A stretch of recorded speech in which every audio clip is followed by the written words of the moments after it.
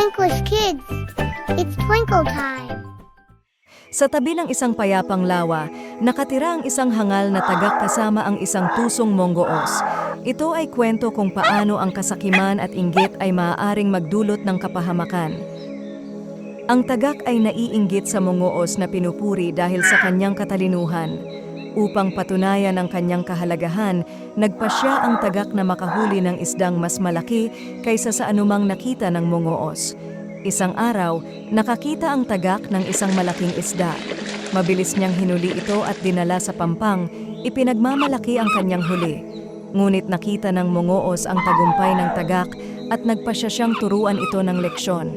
Lumapit ang monggoos sa tagak at sinabi, "Napakaganda ng isda, pero nasubukan mo na bang kumain ng mga prutas sa kagubatan?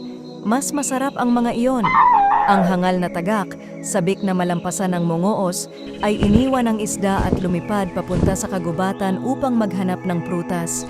Habang wala siya, kinain ng monggoos ang isda at iniwan ang mga buto.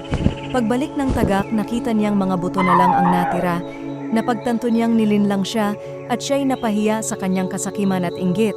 Ang aral ng kwento ay ang inggit at kasakiman ay maaaring magdulot ng kapahamakan. Mahalaga na maging kontento sa kung ano ang mayroon ka at huwag magpadala sa inggit. Like, share, subscribe and follow for more.